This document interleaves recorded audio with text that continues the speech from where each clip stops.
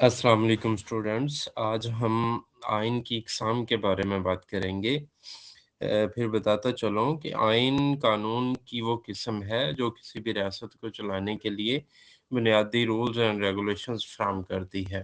یوں سمجھ لیجئے کہ آئین وہ مینول بک ہے جو ملک کو چلانے کے لیے گائیڈ کے طور پہ استعمال کی جاتی ہے۔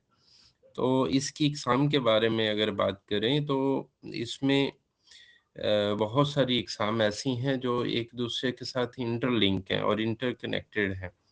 مطلب اگر ایک ہی قسم کسی بھی ملک کے آئین کی ہوگی تو وہ دوسری نہیں ہوگی، جیسے لچکدار اور غیر لچکدار آئین ہے تو اس میں یا تو لچکدار ہوگا یا پھر غیر لچکدار ہوگا۔ اسی طرح سے تحریری آئین ہے اور غیر تحریری آئین ہے، تو کسی بھی ملک کا آئین یا تو تحریری ہوگا اور یا غیر تحریری ہوگا۔ اسی طرح سے اگر ہم بات کریں پارلیمانی اور صدارتی آئین کی، تو ایک آئین یا تو صدارتی ہوگا یا پھر پارلیمانی ہوگا۔ فرسٹ آف آل ہم بات کریں گے تحریری آئین کے بارے میں۔ تو تحریری آئین وہ آئین ہوتا ہے جو ریٹن فارم میں ہوتا ہے، کتابی شکل میں ہوتا ہے، اور اس میں پتہ ہوتا ہے کہ اتنے آرٹیکلز ہیں اور اس میں اتنے شیڈیولز ہیں۔ اور اس کا فائدہ یہ ہے، جیسے ہم نے کل کے لیکچر میں بھی بات کی تھی، کہ اس میں ایمبیگوٹی بہت کم ہوتی ہے، یعنی حکومت کے تینوں ادارے جو ہیں، انتظامیہ، عدلیہ اور مقننہ، وہ اپنے اختیارات سے اوور لیپ نہیں کرتے، اور اسی طرح سے اگر وہاں پہ وفاقی طرز حکومت ہو تو صوبوں اور وفاق کے درمیان کلیشز پیدا ہونے کے چانسز بہت کم ہوتے ہیں، کیونکہ each and everything clearly written form میں موجود ہوتی ہے۔ اس کے برعکس جو غیر تحریری آئین ہے وہ ریٹن فارم میں نہیں ہوتا، بلکہ یہ آئین رسم و رواج پہ بیس کر رہا ہوتا ہے، اور پرانے دور سے جیسے اس کنٹری کے کچھ روایات، رسم و رواج چلے آ رہے ہوتے ہیں، اسی کے مطابق یہ پرفارم کرتا ہے۔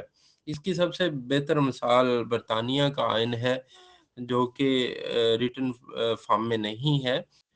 اگر ہم بات کریں لچکدار آئین کی، تو یہ ایک ایسا آئین ہوتا ہے جو جلدی سے چینج ہو جاتا ہے، جو ایزیلی چینج ہو جاتا ہے۔ اس کی اگر مثال کی بات کریں تو برطانیہ اور فرانس کا آئین جو ہے یہ لچکدار آئین کہلاتے ہیں، اس کو ہم فلیکسیبل آئین بھی کہتے ہیں۔ تو اس کی سب سے بڑی خوبی یہ ہے کہ یہ ایک ایسا آئین ہے جو حالات و واقعات کے مطابق چینج ہوتا رہتا ہے، اور ایمرجنسی کی حالت میں اگر کسی بھی ملک کو آئین کو چینج کرنا پڑے تو اس کے لیے مشکل درپیش نہیں ہوتی، اور یہ ایزیلی سے چینج ہو جاتا ہے۔ اس کے برعکس اگر ہم غیر لچکدار آئین کی بات کریں، جسے ہم استوار آئین بھی کہتے ہیں اور ریجڈ آئین بھی کہتے ہیں، تو یہ ایک ایسا آئین ہوتا ہے جو جلدی سے چینج نہیں ہوتا، جس کو چینج کرنے کے لیے ایک خاصا مشکل پروسیس طے کرنا پڑتا ہے، اور اس کے بعد جا کے یہ چینج ہوتا ہے۔ جیسا کہ امریکہ میں ہے کہ اگر وہاں پہ آئین میں ترمیم کی ضرورت ہو تو وہاں کی کانگریس کی 2/3 میجورٹی کی کانسینٹ کی بھی ضرورت ہوتی ہے، اور ریاستوں سے الگ سے کانسینٹ لینا پڑتی ہے۔ تو یہ ایک خاصا مشکل طریقہ کار ہے، لیکن اس کے باوجود اس کی خوبی یہ ہے، اس کا فائدہ یہ ہوتا ہے کہ یہ آئین جو ہے یہ حکومتوں کے ہاتھ میں ایک کھلونا بن کے نہیں رہ جاتا، بلکہ یہ تب ہی چینج ہوتا ہے جب صرف بات قومی مفاد کی ہوتی ہے، تو دین اس کو چینج کیا جا سکتا ہے۔ ادروائز کسی ایک شخصیت کے کہنے پہ، کسی ایک گورنمنٹ کی مرضی و منشا سے یہ چینج نہیں ہوتا۔ اب ہم بات کر لیتے ہیں پارلیمانی اور صدارتی طرز حکومت پہ۔ پارلیمانی آئین وہ آئین ہوتا ہے جہاں پہ پارلیمنٹ کو زیادہ اختیارات دیے جاتے ہیں۔ انتظامیہ اور مقننہ یہ ایک ہی ہیڈ کے نیچے کام کر رہے ہوتے ہیں، اور بہت سارے آفیشیلز جو ہیں وہ ایز اے انتظامیہ کے ممبر کے طور پہ بھی کام کر رہے ہوتے ہیں اور مقننہ کے ممبر کے طور پہ بھی کام کر رہے ہوتے ہیں۔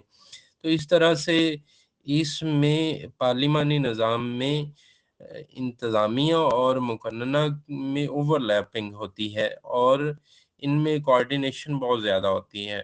اس کے علاوہ جو ہیڈ آف دا گورنمنٹ ہوتا ہے وہ پارلیمنٹ کے سامنے جواب دہ ہوتا ہے، جبکہ ہیڈ آف اسٹیٹ وہاں پہ موجود صدر یا پھر بادشاہ کو ڈکلیئر کیا جاتا ہے اور اس کے پاس اتنے زیادہ اختیارات نہیں ہوتے۔ اس طرح کا نظام پاکستان میں، برطانیہ میں پایا جاتا ہے اور دنیا کے بہت سارے ادر ممالک میں بھی پایا جاتا ہے۔ اس کے برعکس صدارتی طرز حکومت میں جو ہیڈ آف گورنمنٹ اور ہیڈ آف دا اسٹیٹ یہ سیم پرسنالٹی ہوتے ہیں اور یہ مقننہ کا ممبر نہیں ہوتا اور نہ ہی ایز سچ وہ مقننہ کے سامنے جواب دہ ہوتا ہے۔ اور اگر ہم انتظامیہ اور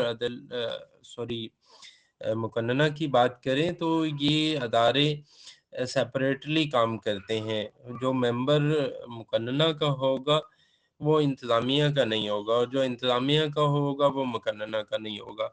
مطلب یہ کہ یہاں پہ جو مقننہ کی انتظامی اختیارات ہیں وہ بہت ہی محدود ہوتے ہیں۔